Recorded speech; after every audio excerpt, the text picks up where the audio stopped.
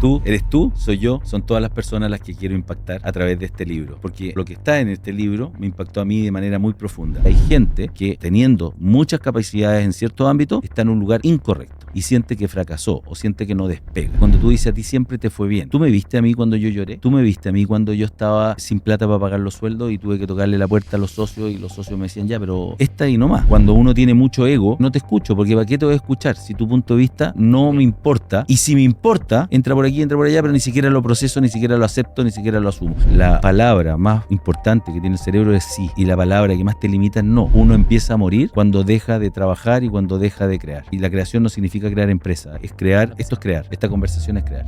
Bienvenidos al podcast de Nico Orellana. Mi invitado de hoy es Roberto Cami, fundador de MapCity y autor de los libros Hackea tu mente, Piensa al revés y Tú. Y hablamos principalmente de tres cosas. Lo primero, cómo empezó los inicios de MapCity. Lo segundo, cómo liderar desde el bienestar. Y tercero, cómo encontrar tu propósito y trascender como emprendedor. Pero antes de seguir, algunas palabras para los auspiciadores que hacen posible este podcast. A Flycrew. Si tienes un conocimiento que quieres vender como cursos, membresías, comunidades, sesiones 1 a 1, entra a flycrew.com, créate una cuenta y te ayudamos a diseñar tu oferta soñada, para que la tecnología no sea un impedimento para vivir de lo que amas. También quiero agradecer a Examedi, porque hace 3 años descubrí la importancia de los exámenes de sangre. Estaba prediabético y al borde del infarto. Y aunque con deporte y alimentación logré bajar los triglicéridos de 300 a 70, fue una pérdida de tiempo. Darme cuenta y luego mantenerlo. Tenía que pedir cita al doctor, ir al doctor, pedirle una receta, ir al laboratorio, perder 3-4 horas, volver a casa y esperar 2-3 días para los resultados. En cambio, con Examedi, todo eso se simplifica en un solo paso. Simplemente pides el kit de biomarcadores en la app, agendas el horario que más te acomode en tu casa y vienen a ti. Una semana ahora se transformó en 30 minutos para poder seguir trabajando, estar con mi familia y, más importante, medir tu salud, porque lo que no se mide no se puede mejorar. Así que si quieres empezar, entra a examedi.com y consigue un 20% de descuento usando el código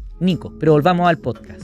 ¿Qué es tú? Tú eres tú, soy yo, son todas las personas a las que quiero impactar a través de este libro. Porque este libro, o lo que está en este libro, me impactó a mí de manera muy profunda. Y quiero compartir ese conocimiento, quiero compartir esa experiencia. Y esta es la forma que encontré. Maravilloso. Tú veías los libros porque ya eres autor de ¿cuántos libros? ¿5? Este es el tercero. Tercero. Piensa al revés, hackea tu mente, tú. ¿Qué veías en el formato libro? ¿Por qué te gusta tanto? Que veo en el formato libro. Yo no escribía. Siempre pensé que tenía una buena capacidad de escritura. Porque en el colegio, las cartas de la oficina, las escribía yo y me salían bien a la primera. Tenía facilidad para escribir. Pero mi primer libro fue el que me demostró que podías transformar a otras personas a través de mensajes que probablemente tú sientes que no son de valor, porque tú lo estás aplicando constantemente, sí. Tú tienes la experiencia y crees que ese conocimiento y esa experiencia es para todos la misma. Y cuando tú logras impactar a alguien, a una sola persona, te das cuenta del valor que tiene poder escribir para que otros te lean. Yo dije en mi primer libro, en las primeras páginas, yo creo que tú lo leíste, que si logro impactar a una persona, está pagado todo el trabajo del libro. Y así fue. ¿Recordáis alguna historia cortita que típico te dicen, no, leí el libro y me pasó esto, algo que tú digas, wow? Absolutamente, tengo una muy marcada, porque yo empecé a andar en bicicleta en la época en que estaba escribiendo ese libro. Ok, ¿pero ruta? No, aplanar calles por la ciudad, perfecto, simplemente perfecto. Yo voy al gimnasio, pero los días sábados salía con un amigo a andar en bicicleta. Ya te veía con los trajes ahí de ciclista apretaditos. Sí, bueno, porque había que parecer, pero no soy ciclista, solamente era por un tema deportivo. Y me llamó una persona un día, peruano, y me dijo, Roberto, ¿cuál es tu talla de polera? De ciclismo, más encima. Okay. Y yo estaba recién empezando con el tema del ciclismo y le dije, yo creo que una M me quedaría bien, ¿pero por qué? Porque el capítulo X de tu libro, en el párrafo 3, hubo un mensaje que hizo que mi empresa, que estaba quebrada, la pudiese resucitar. Y hoy día la empresa le está yendo increíblemente bien. Nosotros desarrollamos productos para deporte, principalmente polera, etcétera, pero a partir de material reciclado de la malla de los pescadores. Perfecto. Y te quiero mandar una de las primeras poleras que están saliendo de esta fábrica. Y me llegó una polera maravillosa. La empresa la puedo nombrar, se llama Inca Army. Perfecto. Un nombre además de origen peruano que tiene toda la gráfica, ¿no es cierto?, de Perú. Y me encantó la polera, después me compré más poleras. Y ese mensaje lo tengo grabado porque mi libro según las palabras de él, salvó su empresa. O sea, ¿qué más puedes pedir? Hay algo que los que comunicamos sabemos que tenemos un impacto en las personas, ¿no es cierto?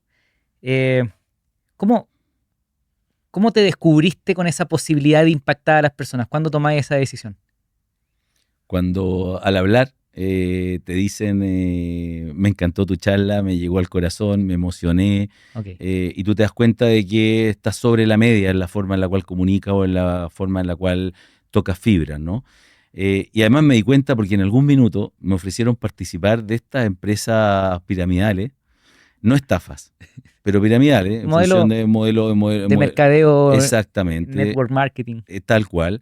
Y resulta que no me gustaba mucho el tema, fue hace muchísimos años, pero una vez que me lograron convencer de que el producto era bueno, un producto alimenticio, un gel Ok. para deportistas, y que no era una estafa, etcétera, y que la gente que vendía le iba bien, yo dije, bueno, yo sirvo para esto. Y la verdad es que me metí en el tema, logré convocar a mucha gente que se metió en el tema, salí el mes siguiente en el top 100 mundial de esa empresa, de los que más habían vendido durante el primer mes, pero el problema está en que la gente que se metió no hacía la misma pega que yo. Entonces, ¿qué es lo que empezó a ocurrir?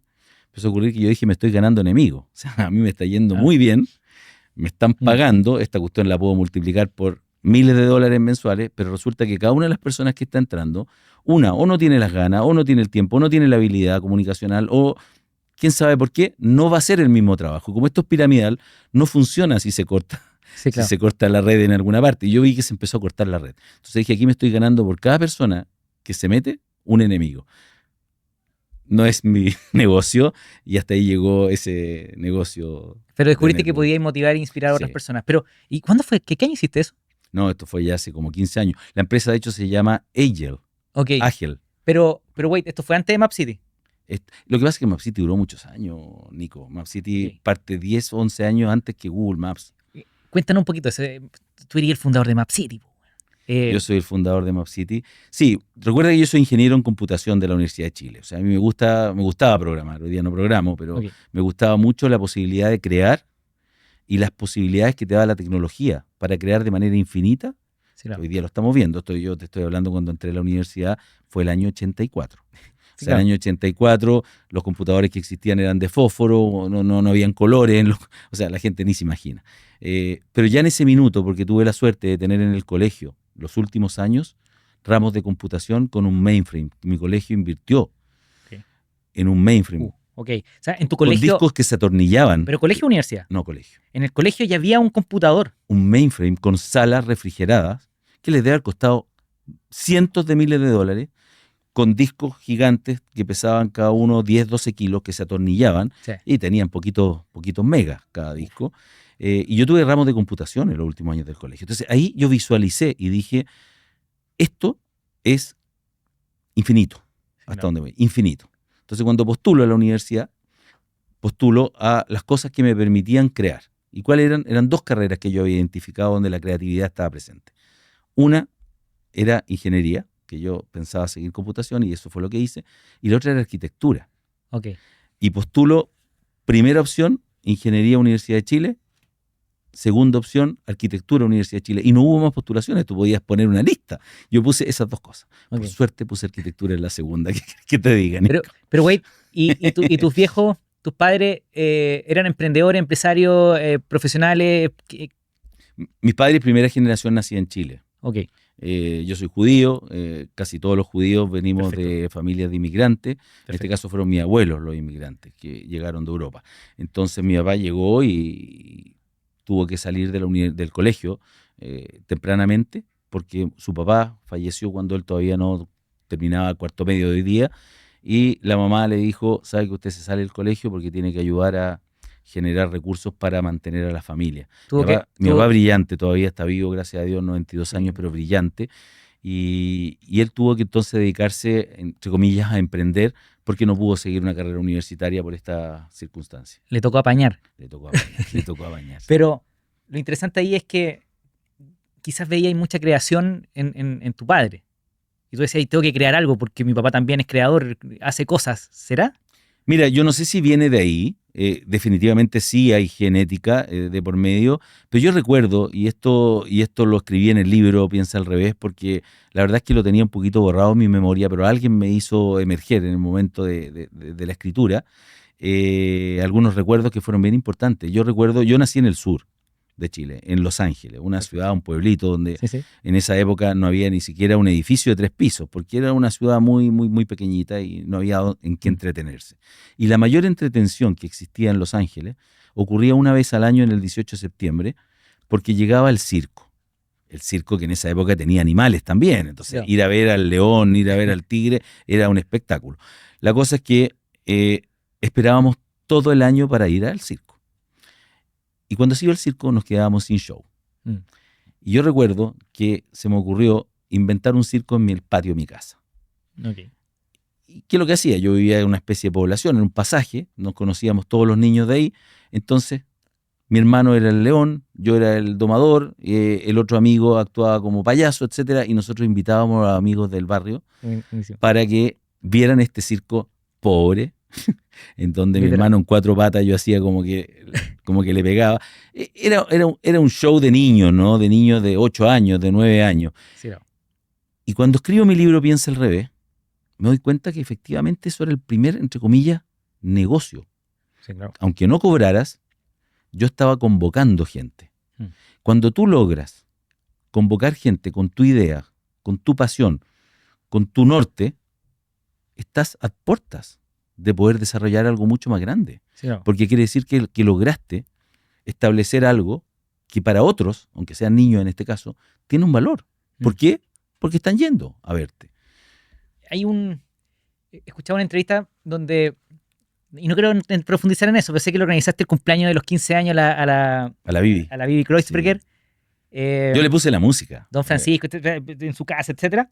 Y Pero el cuento es que entre los 15 y los 18 años organizaste fiestas, eventos, y te pagaban por eso. Sí, Con 15 años ya ganabais plata. sí. La pregunta es, ¿de dónde viene esa idea de que con 15 años quiero ganar plata? Con 15 años, yo creo, a los 14 yo estaba ya haciendo eso. Y te lo pregunto porque normalmente la plata es como que es mala, como que a la gente no le gusta ganar plata, pero tú desde muy niño dijiste, yo tengo que hacer plata. Yo no sé si fue consciente, Nico. Yo creo que no fue consciente. La gente piensa, y ayer me tomaba un café con un emprendedor y me preguntaba si es que mi carrera fue consciente, fue planificada. Y la verdad las cosas es que las cosas empiezan de una determinada manera y tú no sabes cómo terminan. ¿Por qué? Porque hay conexiones entre medio que tú no puedes prever.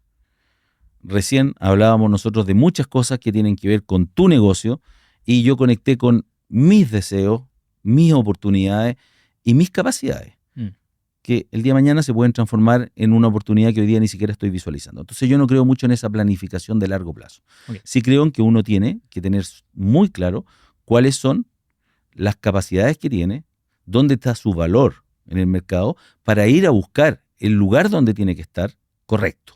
Porque lo que aquí ocurre es que hay gente que, teniendo muchas capacidades en ciertos ámbitos, está en un lugar incorrecto y siente que fracasó o siente que no despega.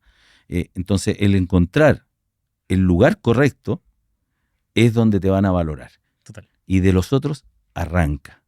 No, 100%. Por ejemplo, a mí no me gustan los autos antiguos, o sea, me gusta verlos, pero yo no tendría un auto antiguo. Entonces, si yo trato que alguien me venda un auto antiguo, lo más probable es que ni siquiera lo voy a comprar, Total. aunque me lo estén casi regalando y el tipo me diga que estoy loco, porque ese auto vale muchísimo. Pero si llevo ese auto antiguo al lugar correcto, sin duda que le voy a sacar el mejor valor. Entonces, de eso tiene que ver finalmente la vida. Y eso evoluciona en el tiempo y es dinámico. Entonces, dado que evoluciona y es dinámico, tú no puedes planificarte a 50 años porque va a ir cambiando. 100%.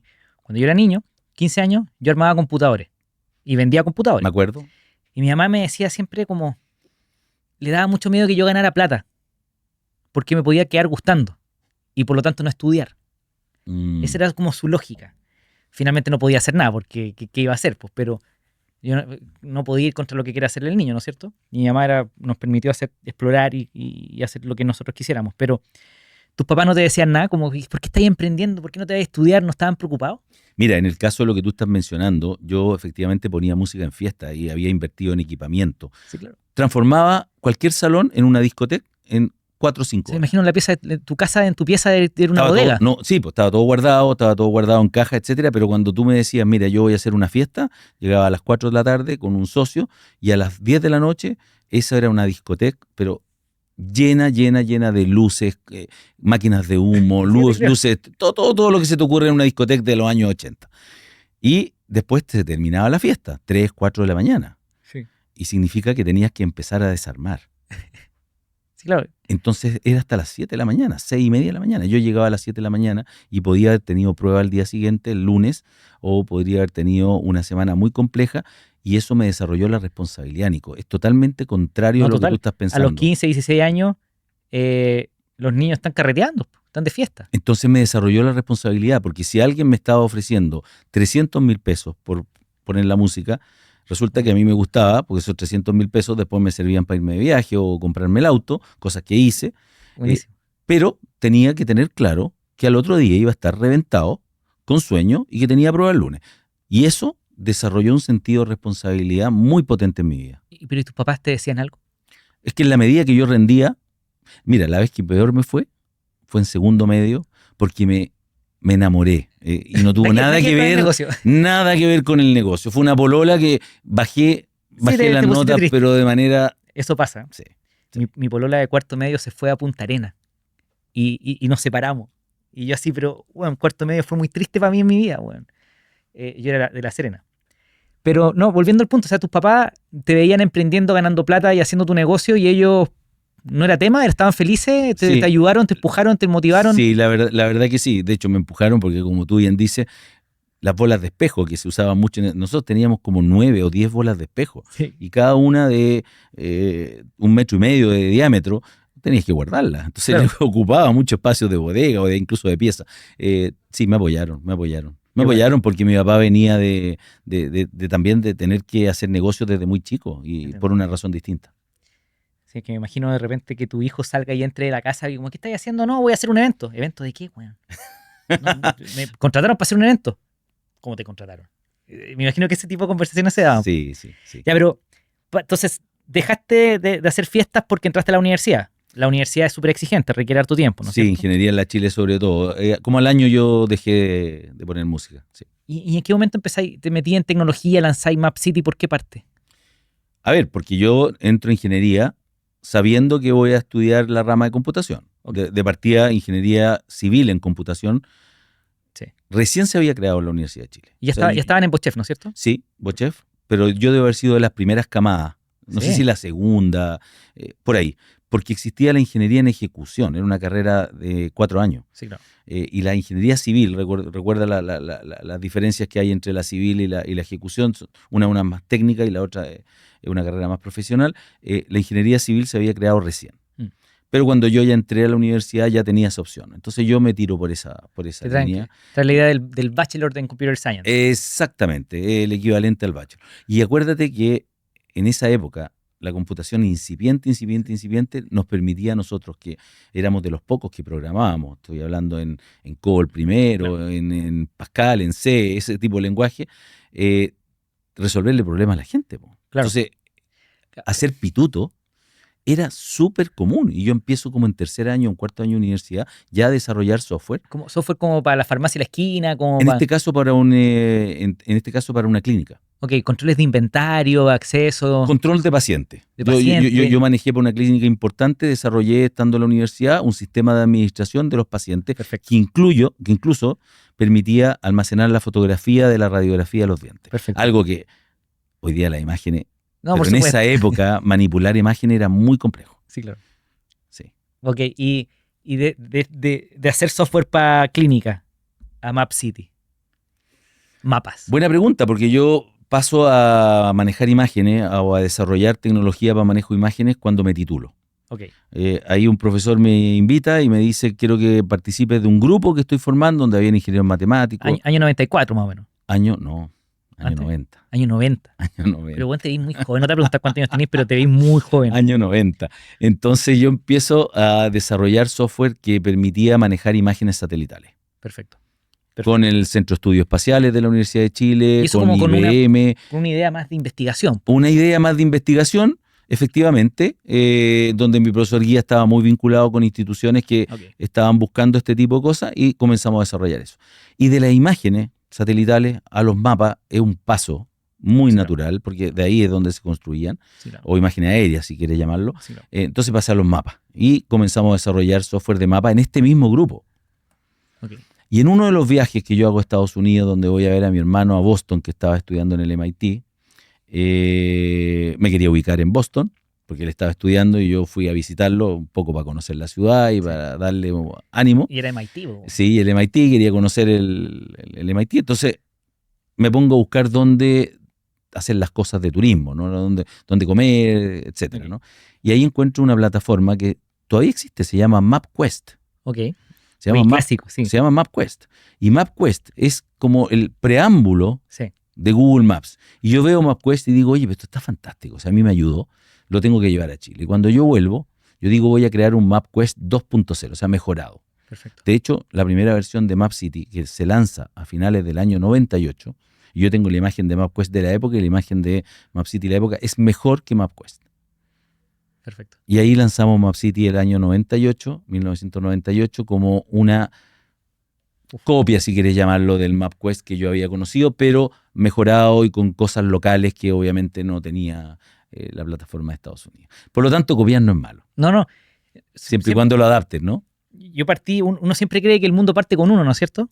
Para, Así es. para la gente joven. Así es. Y eso Así es. le pasa ahora, o sea, a los políticos de ahora que creen que el mundo partió desde ellos hacia adelante, ¿no es cierto? Y yo partí el 2007, yo creía que el mundo había partido el 2007, pues, bueno. Pero luego me doy cuenta que hubo una camada de las primeras startups, que son las de las .com, ¿no es cierto? Antes del año 2001. Antes del 2001, Sí, que en Chile estaba, no sé, Bazooka, Gemelo, tal cual. MapCity, Tal cual. ayúdame, Patagon, Sí. de remate, De remate que después la compró Mercado Libre. ¿no es cierto? Exacto. Ese era lo Tú icono. estabas ahí en esa, Star Media. Star Media, bueno, ¿para qué hablar Esa de...? no es chilena, pero Sí, yo sé, y ahí están los más viejos, UOL en Brasil, pero tal cual. en esa camada te movías. Así es. ¿Cómo- Ese era mi grupo. ¿No es cierto? Sí. ¿Cómo sobreviviste la crisis de las .com, que fue terrible? Porque ahí sí que se derrumbó todo. Que yo siempre he sido como bueno para administrar la escasez. Y no tiene que ver necesariamente con un tema histórico, con mis padres. Nosotros somos 4 hermanos. Igual para mi papá fue difícil educar a 4 hombres en buenos colegios, buenas universidades. Yo lo veía sacarse la mugre. Entonces yo siempre vi Claro. en mis padres, porque trabajaron codo a codo con mi mamá, los vi sacrificarse por nosotros. Y de alguna manera tuve como esa sensación de escasez, de alguna forma. No porque nos faltara nada, simplemente por el esfuerzo, Claro. que es distinto. Una ética de trabajo. Una ética de esfuerzo y una ética de trabajo, de trabajar para conseguir lo que tienes. Y no que te lo regalaron, no que lo heredaste, etcétera, ¿no? Entonces, ese fue mi concepto de vida y eso fue lo que siempre vi. Entonces, dado eso, yo también he sido siempre muy trabajador y muy responsable y he exigido lo mismo de la gente que colabora conmigo. Y en esa época donde todos estaban tirando la casa por la ventana porque las inversiones eran de millones de dólares. Sí, claro. Recuerda que las apuestas eran grandes. Me acuerdo, la Cecilia Boloco se hizo como un portal de no sé qué diablo y levantó millones de dólares. Así es. ¿Y qué era lo que tenías que hacer? Gastarlo, invertirlo, porque, Claro. porque había que quemar ese dinero. Sí. El inversionista te exigía el crecimiento acelerado. Entonces, si tú no crecías rápido, quiere decir que no lo estabas haciendo bien. Entonces, ¿qué hacía la gente?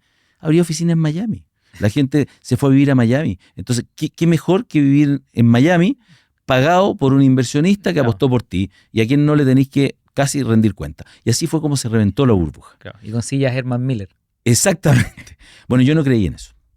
O sea, una de las cosas que a mí yo dije, esto no puede ser así. Esto no puede ser que mientras más quemes dinero, mejor te está yendo, aunque no haya monetización de eso, aunque no haya rentabilidad de aquello, y siempre apostando a que el futuro va a llegar. Todavía tenemos empresas que están en la misma. Y MapCity además, ¿para qué hablar de lo que pasa hoy día? Po? El 2021 fue una locura. Y sigue pasando, por eso te digo. Pero volviendo a tus años, sé que MapCity nació colaborando con empresas también. Entonces me imagino que empezaste a ganar plata rápido. Sí, pero no tanto con MapCity, porque la empresa parte antes que MapCity se lanza y parte antes Como con una un empresa de modelo servicio. B2B. Sí, Ok. B2B. O sea, nosotros atendíamos bancos, compañías de seguro. Entonces, el negocio estaba ahí.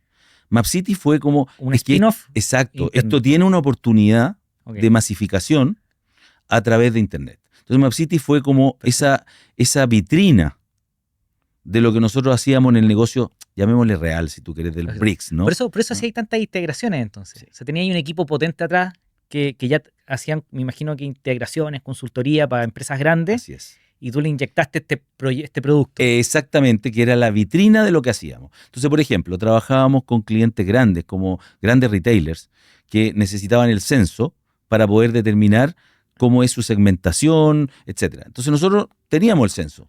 Claro. Una cosa es hacer la consultoría privada a este mundo de retail y la otra es publicarlo y decir, mira, ahora cualquiera puede consultar el censo en Internet.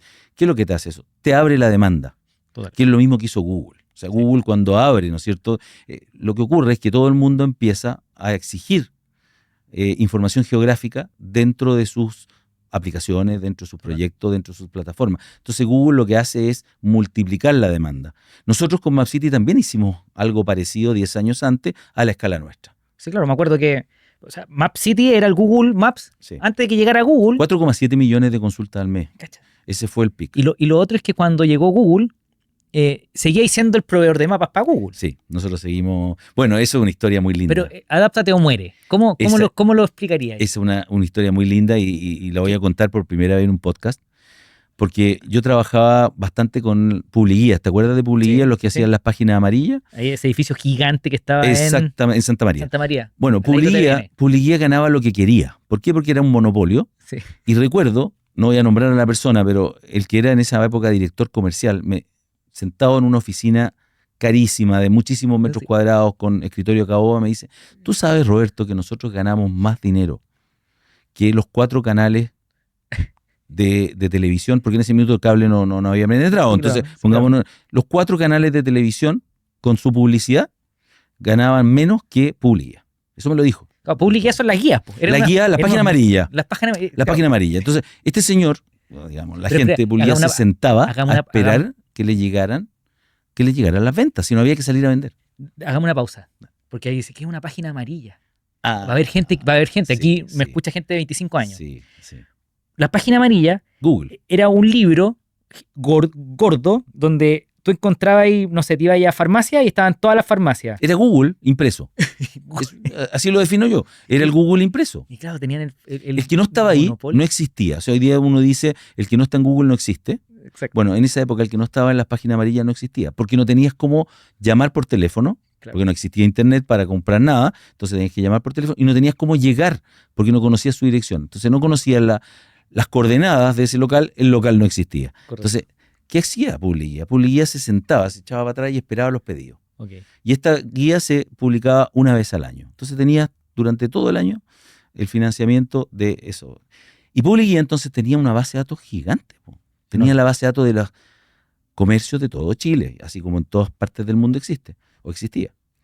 Yo recuerdo estar en una conversación con el director comercial de Publiguía cuando Google estaba llegando a Latinoamérica recién. Claro. Año 2003, 2004 quizás. No, un poquito después, como el 2006, 2007. Okay. Y yo le digo, bueno, está llegando, este señor viene con mapas, este señor viene con buscadores, viene con todo. Algo hay que hacer. Es que yo no le voy a entregar mi base de datos a Google. O sea, ese es mi activo más importante. Y es verdad, sí. Era su activo. Pero él se cerró completamente a la posibilidad ni siquiera de conversar con ese gigante porque sentía que estaba entregándole la oportunidad del negocio que ellos estaban... Bueno, Publiguía desapareció. Corto el cuento, Publiguía no existe. Hoy día hay una empresa que es una transformación de eso, mucho más pequeña, que se llama Gurú, que ofrece otra cosa nada que ver, páginas web y servicios para las pymes. Sí, y nosotros, en vez de eso, yo hice todo lo contrario. Yo fui a Silicon Valley, fui a Googleplex, pensé que iba a poder conversar con alguien, no pude conversar con nadie. Sí, claro. Me traje lindos recuerdos de la tienda, caminé, vi un auto autónomo en esa época que andaba sin chofer. Las lámparas de lava. Súper entretenido, pero el viaje no me sirvió para nada. Y pasó un tiempo y logré llegar al director de alianza, digamos, de Google, que estaba con base en un gringo, una persona de Estados Unidos, que estaba con base en Argentina en ese minuto, y le digo, ¿sabes qué? Yo tengo algo que a ti te sirve.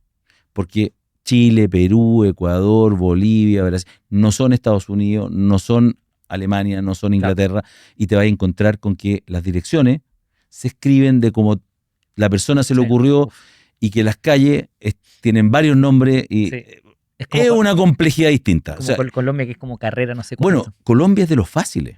Okay.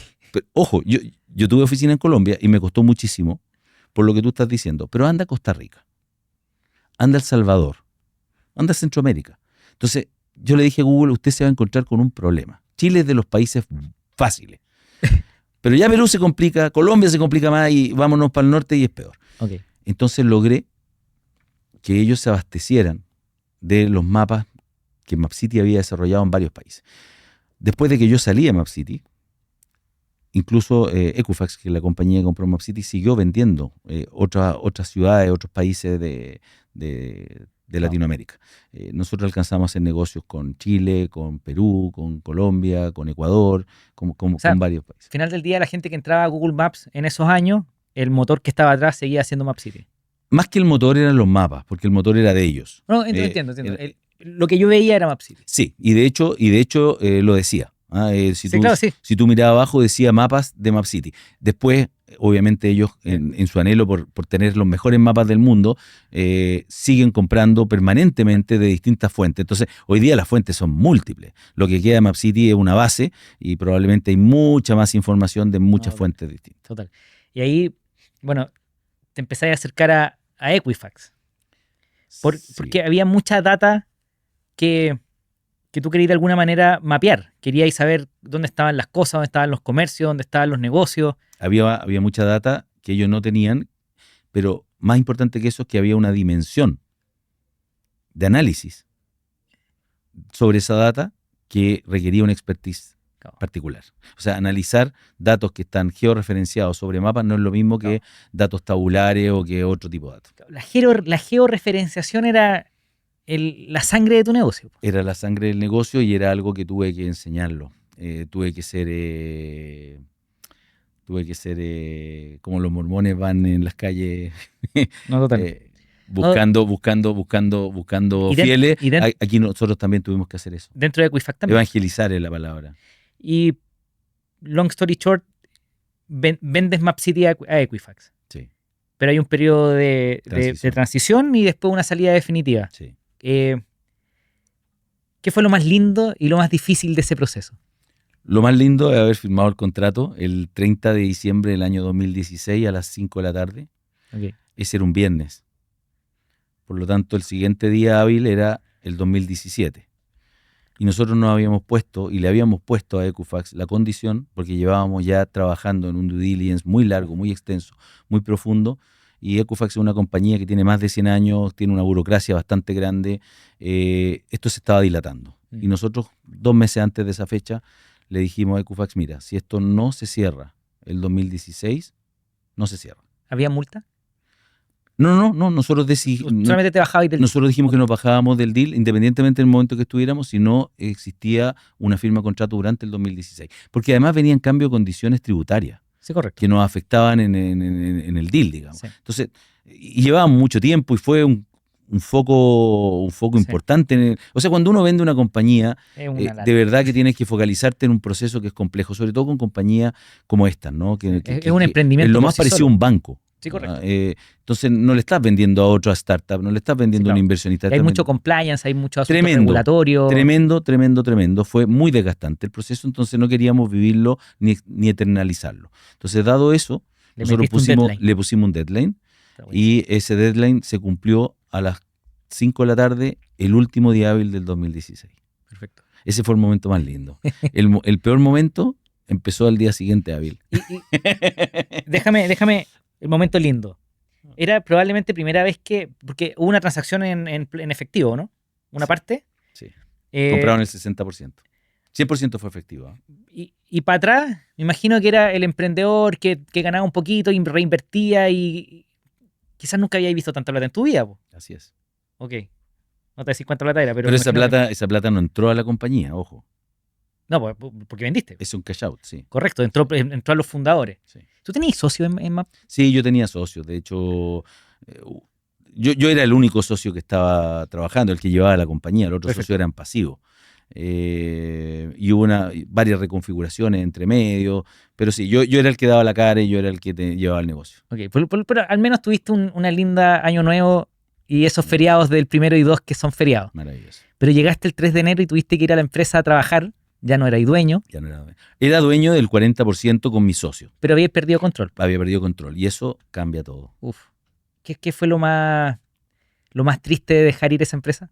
Mira, ¿sabes qué? Yo me preparé porque el proceso de due diligence fue largo. Entonces, la verdad es que estaba preparado para dejarla ir y sobre todo cuando recibe un buen cheque. Pero más allá de eso, las emociones que se generan posteriormente cuando hay una compañía que tiene el control y que no necesariamente comparte los mismos valores, la misma visión, Total. ahí empiezan los conflictos. Entonces yo te diría que los peores momentos vinieron cuando la visión no fue compartida o cuando de alguna manera me veo obligado a hacer cosas que me parecía que no eran correctas de hacer o que no eran las correctas desde el punto de vista del negocio, estoy hablando. Y yo sentía además que yo estaba invirtiendo una parte para ir en un camino que no era el correcto.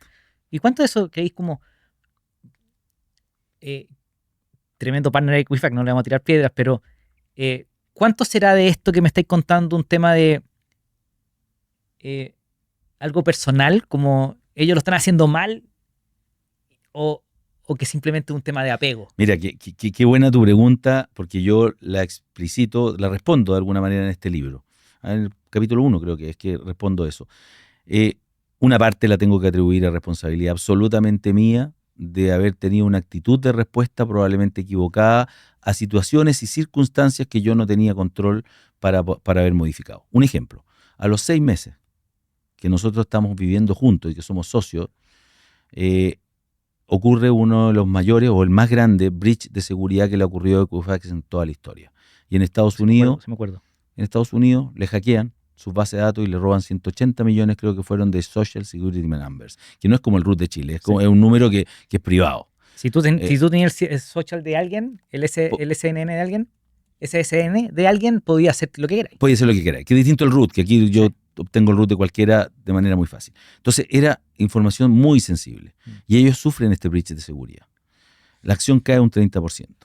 El CEO de Equifax a los pocos días sale, el CTO sale, y empiezan en un proceso de reestructuración muy profundo que incluyó inversiones millonarias a nivel mundial para elevar los estándares de seguridad de todas sus plataformas. Y como yo tenía mis propias plataformas a mis propios estándares de MapCity, donde no había información vulnerable desde el punto de vista sensible, entonces no había una preocupación muy grande.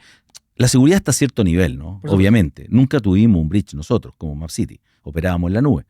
Y ellos nos exigen elevar nuestros estándares en tiempos récord. Porque si tú dices, mira, elévalo y tómate el tiempo que sea necesario, no hay problema. No. Si esto en 60 días más no pasa las pruebas de seguridad que habían contratado empresas externas para hacerlo, etcétera, se baja y que me la aplicación. ¿Qué significa eso para mí? Significa que todos los clientes a quienes yo mismo le había vendido, le había dado la cara, le iban a pagar la luz. Y a Equifax no le importaba. ¿Por qué? Pero ojo, que Equifax probablemente tenía a los legisladores gringos que no, tenían agarrado el cuello. Ojo, aquí estoy hablando de que no le importaba corporativo. Sí, por supuesto. Porque este era un mandato corporativo. Aquí Chile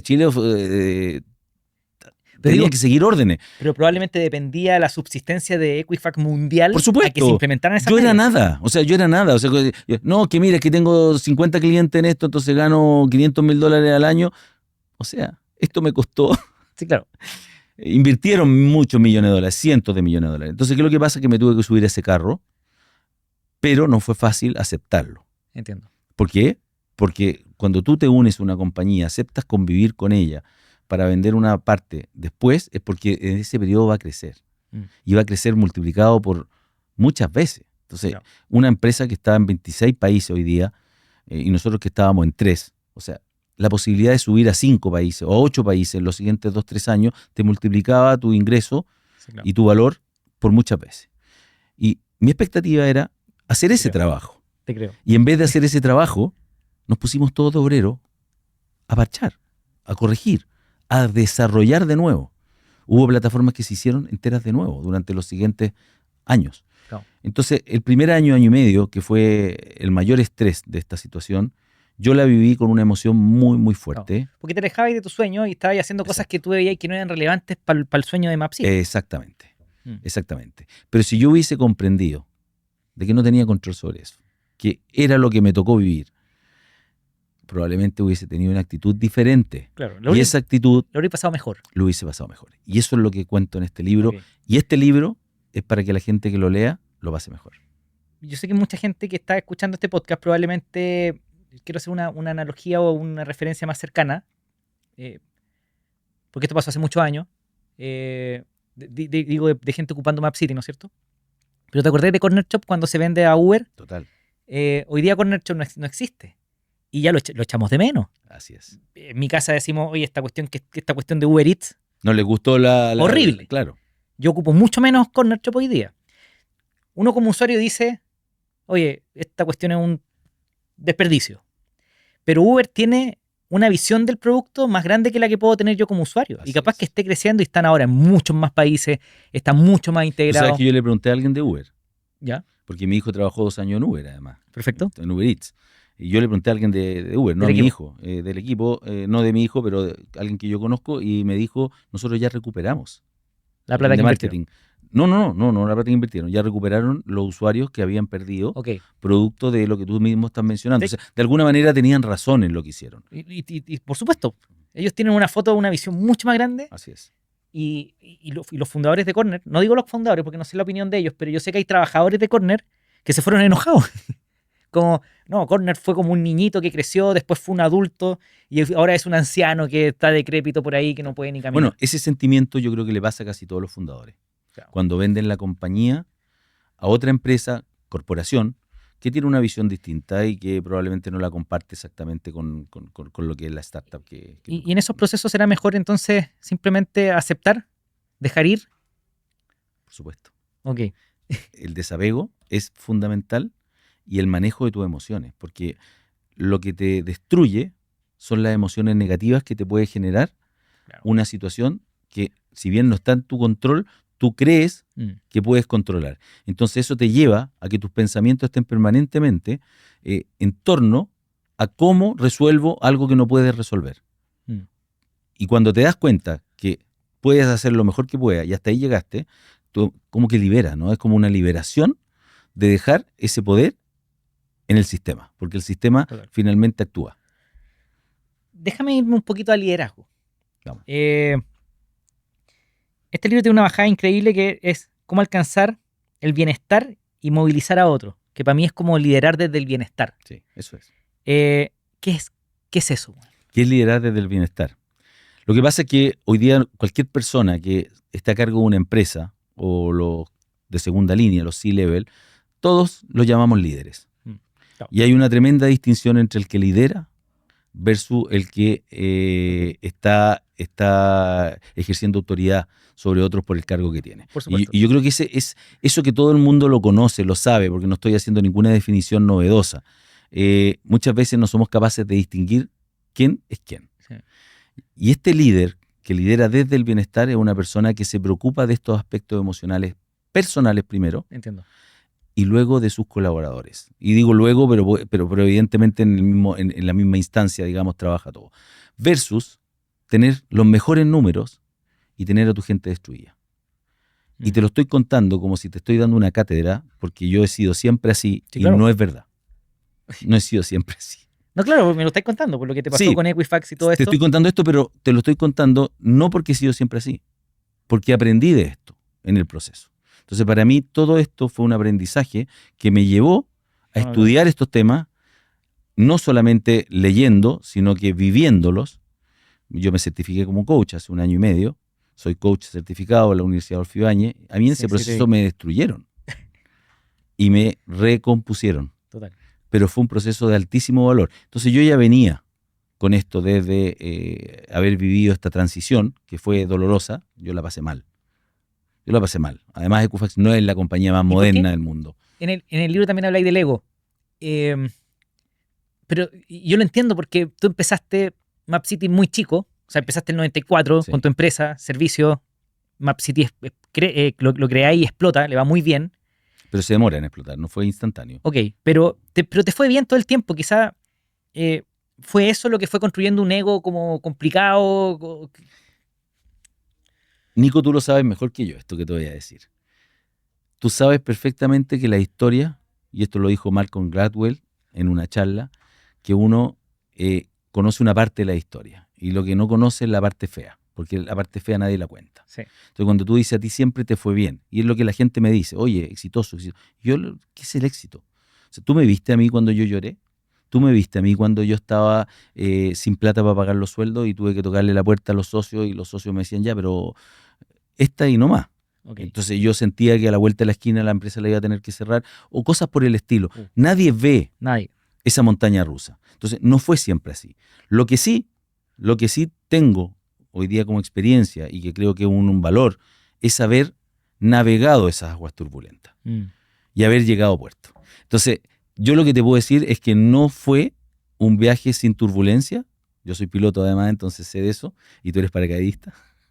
Me tiré en paracaídas todo esto. Sí, no, se te vi. Ahora, yo estoy retirado. El episodio anterior, el anterior, fue con Sebastián Álvarez, que es un paracaidista. Lo sigo. Increíble. Así que anda a ver el episodio. Bueno, pero esto de haber dicho, mira, tú saliste del puerto A, llegaste al puerto B hoy, tuviste un viaje tranquilo. No es verdad. Entonces, lo curioso es que, ok, lo que te pasó en Equifax, entonces probablemente no venía desde el ego, sino que venía probablemente desde el apego, entonces. Venía del apego. Porque si te costó navegarlo, para afuera se veía éxito, y todos te vimos exitosos, y insisto, para mí eres súper exitoso, no me cae ninguna duda. Ok, me estás contando que tuviste problemas, muchos problemas. Soy exitoso en navegar. Por supuesto, llegaste al destino, pero pasaste varias tormentas. Sí. Quizá ese sobrellevar estas tormentas te hace crear un cariño, un apego con lo que estás haciendo que después es muy difícil dejarlo. Sí. Okay. Tú también hablas de apego en el libro. Yo hablo de apego y yo hablo de ego, porque yo creo que el ego también impacta. Cuando a ti te dicen que la empresa, o sea, yo tuve discusiones con Equifax, porque ellos lo primero que hacen es cambiar el logo corporativo de la compañía. Okay. Map City... claro, no fue Valle, fue Foreco, creo que fue Ford, ni me acuerdo cómo le pusieron. Sí. Pero Equifax abajo, qué sé yo. Entonces, después empiezan a aparecer noticias de Map City de la mano de Equifax, y a veces Map City no se nombraba. Claro. Equifax hizo esto, Equifax hizo lo otro. Y yo iba a la pelea. Y yo decía, perdón. Map City es una empresa independiente, porque fue independiente durante todo el tiempo mientras yo estuve ahí. Y sigue siéndolo hasta el día de hoy. Entonces, no, ojo, esto lo hizo Map City. Vaya Equifax, pero Map City. Hay que nombrarla. Entonces yo iba a las peleas chicas también. Y eso era puro ego. O sea, al final eso era puro ego. Si tú te das cuenta, ¿qué te importa? ¿Qué te importa? Que salga tu nombre, que no salga tu nombre, etcétera. Entonces yo creo que el tema del ego también impacta de la misma manera como impacta el desapego. Okay. O el apego. Pero también decís que el ego... Un poquito de ego también es importante. Por supuesto. Entonces, ¿el ego es el enemigo o el amigo? ¿Cómo está el balance? Yo creo que es un amigo, un enemigo con el que tienes que dormir y que tienes que saber relacionarte con él. Yo creo que el ego te moviliza. Yo creo que el ego es tremendamente importante, de la misma manera como hoy día nosotros vemos que nuestra capacidad de lucha, que viene el hombre Neltan y viene miles y miles de años, esa agresividad que de repente nace en la biología de las personas, también es necesaria. Correcto. También es la que te permite sobrevivir como permitió sobrevivir a nuestros millones de antepasados, pero hoy día no de la misma manera. Sí, no. Entonces no puedes actuar de esa forma independientemente que tengas ese ego. Entonces yo creo que el ego es muy bueno porque el ego te permite movilizarte para alcanzar ciertas cosas. El ego es súper importante. Pero cuando se pasa para el otro lado, empieza a ser negativo porque lo que tú empiezas a buscar, en vez de movilizarte a ti y movilizar a los otros, que de lo que trata este libro, empiezas a tratar de buscar simplemente beneficios personales y que ese ego te satisfaga a ti y no al resto. Y ahí perdiste la empatía, ahí perdiste la capacidad de trabajar en equipo y ahí empezaste a hacer todo tú solo porque no quieres que el mérito se lo lleve otro y todo lo que sabemos que son los males de una compañía cuando no eres capaz de desarrollar a tu equipo, sino que solamente eres tú el que brilla. El ego lindo para mí es el que viene del amor propio, de saber que soy Sí. capaz, de saber que cumplo promesas, de saber que de lo que soy capaz y de lo que no soy capaz, y que si alguien me dice, Nico, tú eres feo, yo digo, yo no soy feo, o Nico, tú no podís con eso, yo sí puedo. Ese tipo de ego es el bueno, ¿no? Ese tipo de ego es el bueno, el de creer en lo que haces, primera cosa. ¿Y cuál es el ego malo? ¿Cuál es el ego malo? El ego malo es cuando, por ejemplo, no existe el otro para ti en Ok. términos de relación. Ok. Tú hablaste hace un ratito conmigo, antes de que comenzara un podcast, de la escucha activa. Mm, mm, Cuando uno tiene mucho ego, cree tener la razón. Cree que sus convicciones, sus creencias son las correctas. Mm. Tiene su observación y la da como correcta. claro, Entonces, ¿qué es lo que ocurre? Que no te escucho, porque ¿para qué te voy a escuchar si tu punto de vista claro. no Ok. me importa? Y si me importa, igual no le voy a dar mérito, porque Sí. estoy tan convencido que yo estoy en lo correcto que, ok, hago como que te escucho, entra por aquí, entra por allá, pero ni siquiera lo proceso, ni siquiera lo acepto, ni siquiera lo asumo. Entonces la empatía nace de esa escucha activa, en donde yo comienzo a creer de que mi punto de vista está basado en percepciones que son propias mías y que tienen que ver con mi historia, que tienen que ver con cosas que yo he vivido. O sea, si yo fui una persona que viví la escasez toda mi vida, fui siempre pobre, bueno, yo voy a vivir desde la escasez también. Pero otra persona que a lo mejor no vivió la escasez va a mirar desde otro punto de vista eso mismo, que no es malo per se. Entonces yo tengo Claro. que ser capaz de ponderar y de entender que esas visiones pueden ser compartidas y que pueden terminar siendo finalmente una mejor visión en base a la construcción de lo que otras personas me pueden aportar. Total. ¿Y cómo identificamos esos sesgos, esos juicios, esos prejuicios que se nos cruzan? Porque Wow. es fácil caer en estos prejuicios, ¿no es cierto? Como el clásico, el sesgo del sobreviviente. Que porque yo sobreviví, entonces todos pueden sobrevivir. Y puedo caer en tremendos errores de juicio, de decisiones. ¿Cómo identificamos cuando los sesgos cognitivos nos están jugando? Oye, una tremenda pregunta y lamentablemente no tengo una respuesta definitiva para eso, como decía don Francisco en su programa, pero sí tengo algunos elementos que te permiten entenderlo. Por ejemplo, hoy día yo no digo yo soy así, yo soy de esta forma o yo soy de esta otra forma. Y cuando alguien me dice eso en una conversación, yo la paro en seco, o sea, Entiendo. inmediatamente. Entonces, tú me dices yo soy así. El yo soy así está automáticamente poniendo un sesgo con respecto a tus capacidades y tus limitaciones y te cierra puertas, definitivamente. Claro. Yo lo dije muchas veces. O sea, Sí. me tocó en discusiones en Equifax en ese periodo, hace 7 años. Yo soy así, me van a tener que bancar. Que eso es decir, no estoy disponible para cambiar. Exacto, y no voy a escuchar. No estoy disponible para que me digas lo que tengo malo, porque yo Claro. soy así. Entonces, esto está grabado en piedra. Eso yo creo que es la primera limitante que tenemos los seres humanos para avanzar, para surgir, para desarrollarnos. Claro. Y eso yo creo que es un elemento que muestra finalmente un sesgo. ¿Por qué? Porque tú tienes creencias que te hacen creer que tú eres así. Entonces, dado que están tan arraigadas en tu ser, no me esfuerzo. Si esto no es posible. O sea, esto está grabado en una piedra, ¿no? Sí, claro. No lo puedo cambiar. Entonces, ese es un ejemplo de cuando tú estás en una situación cerrada o cuando tú estás en una situación de apertura. Yo creo que las situaciones de apertura son las que te ayudan a eliminar estos sesgos. Ok. Claro, porque uno pasa mucho en política.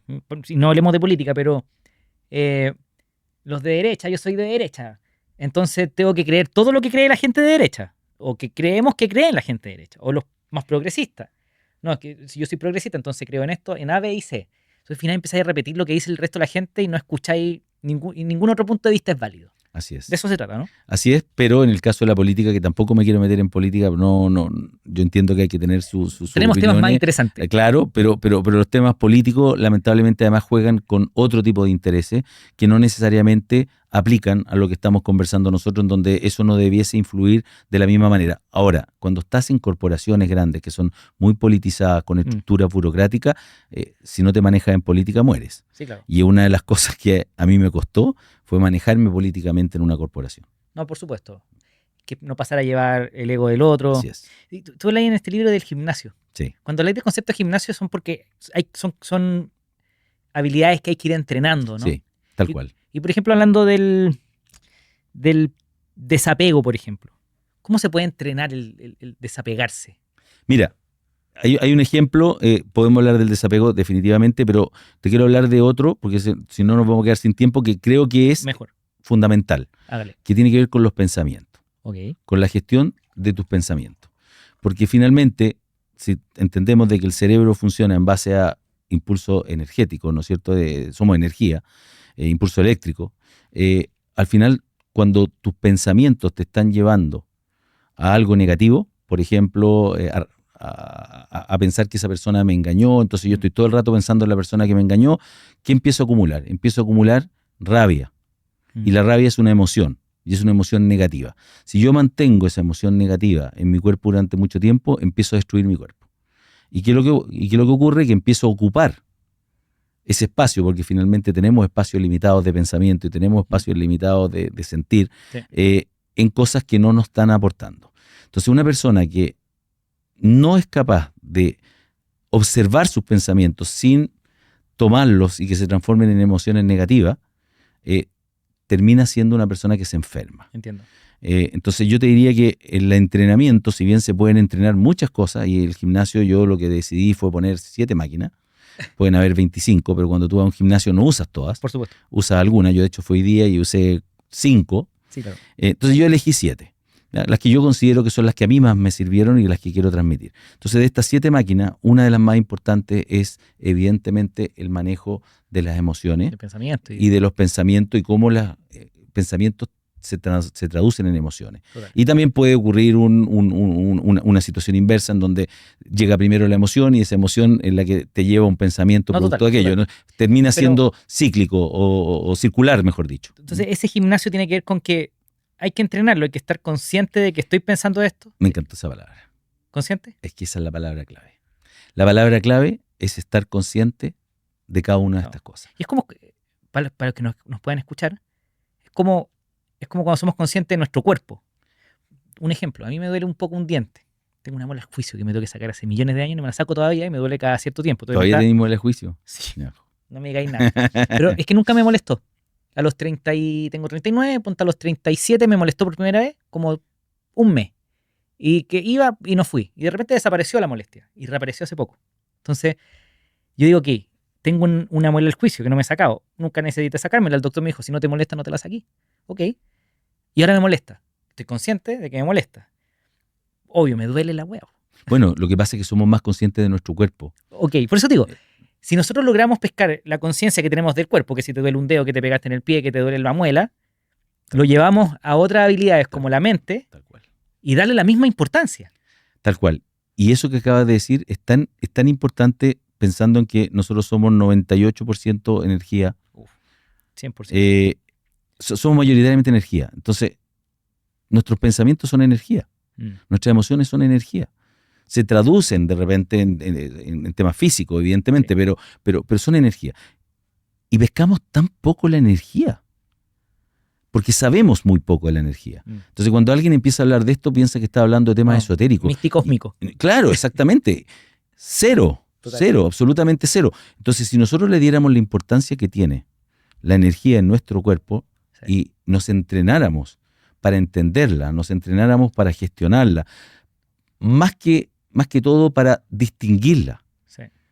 Y que nosotros nos demos cuenta, por ejemplo, cuando hay una emoción en nosotros y saber por qué esa emoción se generó, seríamos capaces de gestionar esa emoción y encauzarla positivamente. Entonces, las emociones no son per se buenas o malas, pero cómo las encauzas hace la gran diferencia, que es finalmente cómo yo respondo a ese estímulo. Entonces, cuando yo te digo, la pasé mal en Equifax, es porque respondí mal a estímulos que no eran per se buenos o malos. Yo no puedo decir que era malo que alguien me dijera, señor, usted tiene que corregir el código de esta plataforma o en 2 meses se apaga. Eso es. Sí, claro. ¿Es bueno o es malo? Sí, claro. Pero la identificación te permite muchas cosas. Yo lo llevo a los emprendedores. Si tú no eres capaz de creer que eres capaz de tener el éxito que andáis buscando, es imposible que lo tengáis. Bueno, es que eso también es creencia, finalmente. ¿Sí o no? Sí, absolutamente. Hay una chica, una señora, una señora bien grande, de apellido Dweck, ¿Ya? que hizo este libro Growth Mindset, Sí.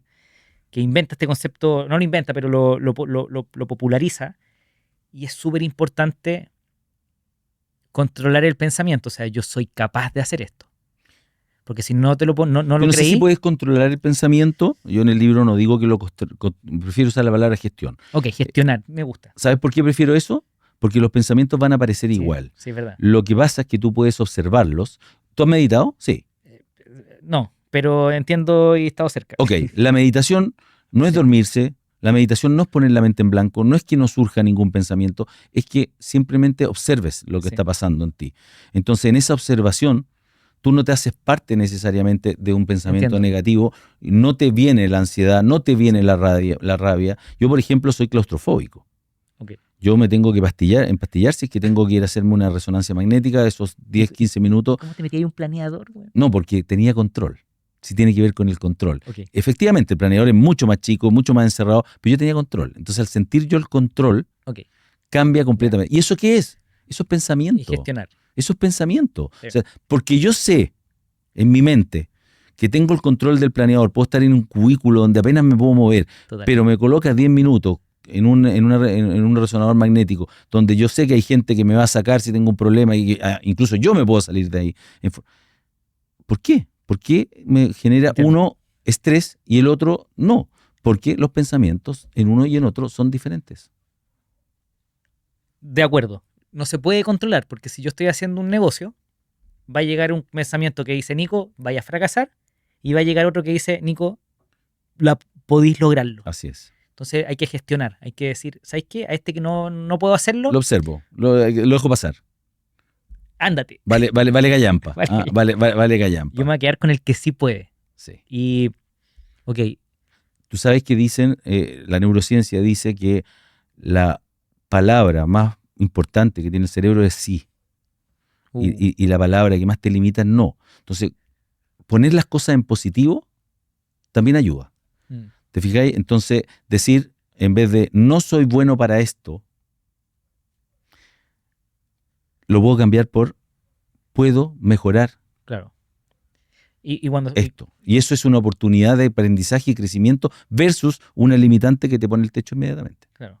Hay una técnica de coaching muy power, que tú lo has estudiado, yo lo he leído solamente, que dice, ok, si yo le voy a dar un feedback negativo a alguien, porque creo que tú cometí un problema, un error, primero le digo Sí. que sí estuvo bueno esto, Sí. pero podrías mejorar A, B y C. Sí, en coaching se habla mucho de las brechas, ¿no? Que son básicamente ir moviendo tus límites Okay. hacia la mejora, que es distinto a eres malo. Yo era los que decía, esto está malo, y esto está malo, te mata. ¿Cachai? Todavía de repente se me sale. No, y si siempre vaya a ser... Versus, está súper bueno, pero si hiciéramos esto otro estaría mejor. Entiendo. Fíjate que son, al final, es el uso del lenguaje de una manera positiva, porque al final el lenguaje crea realidades. Total.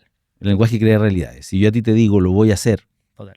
es más probable que lo haga que yo te diga, esto es imposible. Y ahí hay una entrevista a Jeff Bezos, hace 12 años, que seguramente tú la has visto, donde el entrevistador le pregunta cuál es su sueño y él dice colocar una nave en el espacio. Fue hace 12 años. Y la colocó hace 2, ¿no es cierto? Entonces y él dice, y en 10 años lo quiero lograr. Y el periodista se ríe. Se ríe.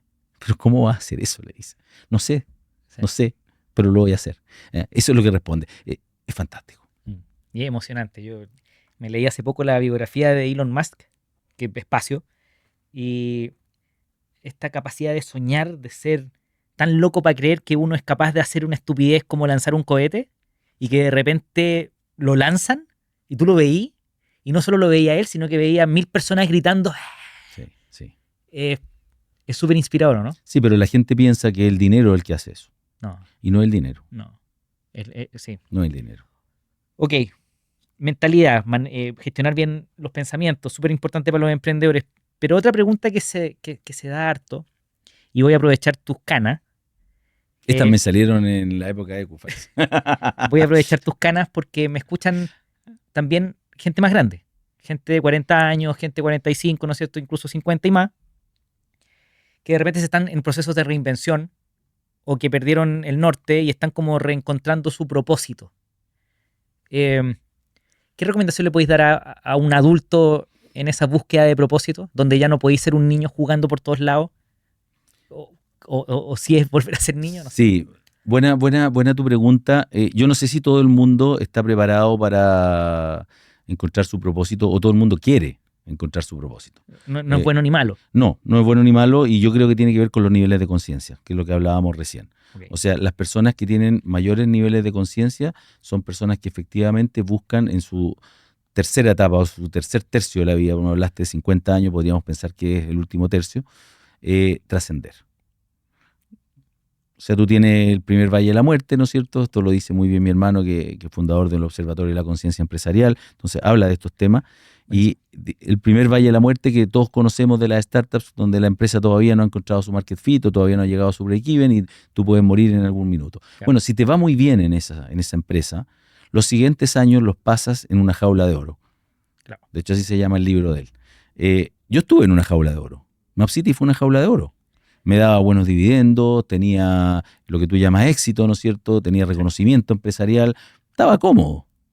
¿Qué pasa cuando sales de ahí, ¿no es cierto? Y logras salir. En el caso mío, un éxito relevante, digamos, en donde muchas veces no lo puedes hacer. La mayoría de las empresas no hacen éxito. Entonces, eso fue una gran oportunidad que supimos aprovechar. Tú dices, ¿qué hago ahora?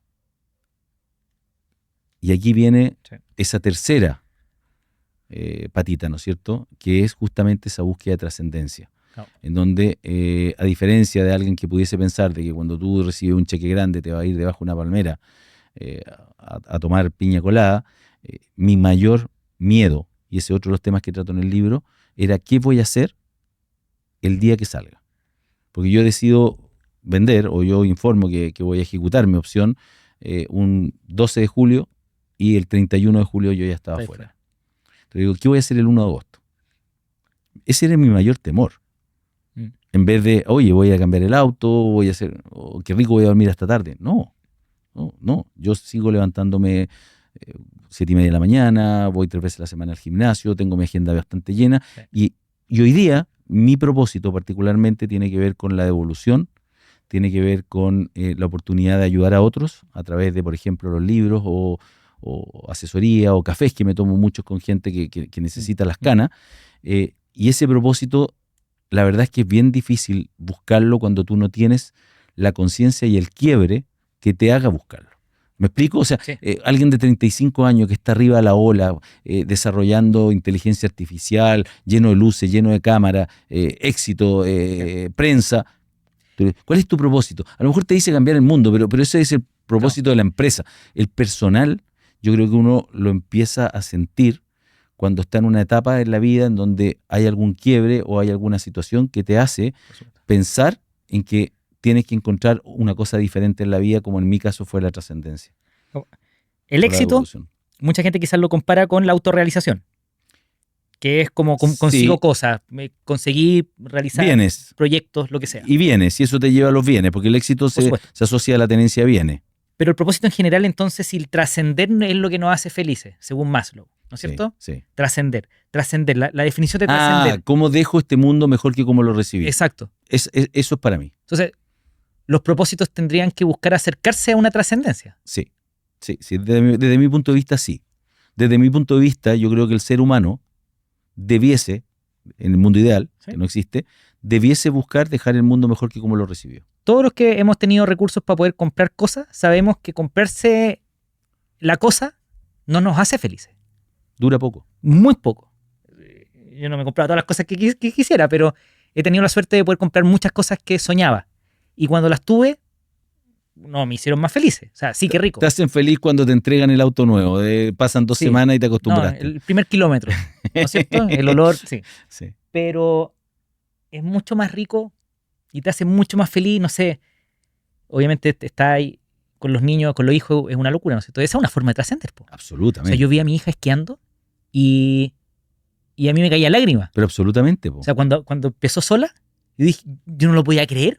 Y dije, bueno, esta weá es felicidad, pues. Pero Nico, si esos hijos, esos niños tuyos, además de saber esquiar bien, son buenas personas. Sí, claro. Lo educaste éticamente, de acuerdo a valores y principios que estás dejando un mundo mejor, definitivamente, claro que sí. O sea, trascender Hay muchas formas de No, trascender. por supuesto, por supuesto. No, pero tengan pero- hijos, tengan familia, Pero, porque es muy pero por lindo, ¿no? supuesto que esa es una de las más importantes. Es la más pues, Y esa es la que te entrega también una felicidad más duradera. Tal. Ok, Yo, ya. yo creo que son la familia y los viajes. Entonces, totalmente de acuerdo. La gente sabe, pero para mí, mi familia y pasar tiempo con mi familia es lo más importante. Entonces, propósito tiene que ver con esto es una definición nuestra. Quizá alguien me dice que no, pero digamos que propósito entonces es trascender o buscar la trascendencia de alguna forma. ¿Puede ser? Es que alguien podría, sí, pero por De alguna ejemplo forma. alguien podría decir, mira, mi propósito es que todos los niños del mundo tengan una educación digna. Ya, Ese pero- podría ser un propósito. Pero está trascendiendo. Y si tú lo logras, trasciende. Pero fíjate que hay una segunda derivada, a eso me refiero. Hagamos la distinción entre lo que ocurre con tu hacer, Ok, porque la gente normalmente cuando habla de propósito habla de ese hacer, ¿no es cierto? Habla de lograr este estado. Y la trascendencia es un resultante. ok, perfecto, me gusta. Entonces, ¿Mm? el propósito es qué voy a hacer. Y si funciona, Lo más probable es que ojalá trascienda. trascender. Sí, lo más probable es que trascienda. Ok, entonces quizás buscar propósitos que si resultan, te permitan trascender. Sí, aquí me van a pegar porque esta definición probablemente no No, pega no, ni no, es junta una con la invención de nuestra, nadie, es una invención nuestra. absolutamente nuestra. Brainstorming. Para mí es eso. Perfecto. Y eso desde el bienestar, Nico. De sentirse bien, porque no sacáis nada con estar hecho pedazos Exacto. personalmente. Entonces, por eso es que este libro dice desde el bienestar, porque no quiero trascender, no quiero entregar, no quiero devolver, si no es desde el bienestar.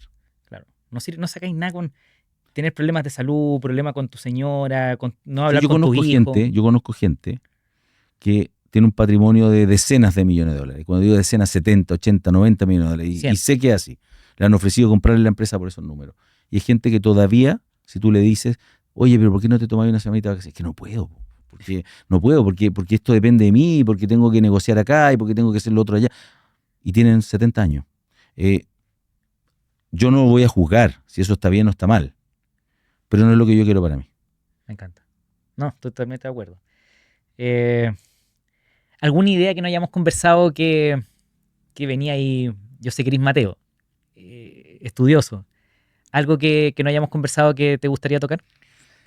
Creo que fuiste tú más Mateo que yo, definitivamente. Tocaste pero absolutamente todos los temas. Yo solamente quiero invitar a las miles de personas que te escuchan a que primero no pierdan las ganas de aprender. Este mismo podcast debe tener alguna que otra idea de valor. Muchas. Por los invitados.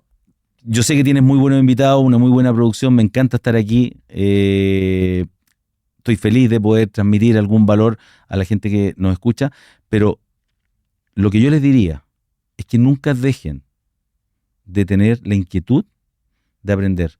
Nunca tengan la mala racha de perder la curiosidad. O sea, yo creo que la curiosidad, el ser inquietos en el aprendizaje, aunque no haya una razón de ser. Ojo, porque muchas veces uno estudia porque tiene que ir a dar una prueba, o uno estudia porque en la pega le están enseñando algo y tiene que performar.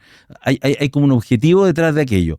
Bueno, no es necesario tener un objetivo para tener la inquietud y la posibilidad de estar siempre aprendiendo, porque el gran valor es juntarte con personas que te pueden enseñar de cosas en las cuales tú no sabes, y eso 100%. te genera además, y eso es como la segunda derivada, oportunidades que no soñaste.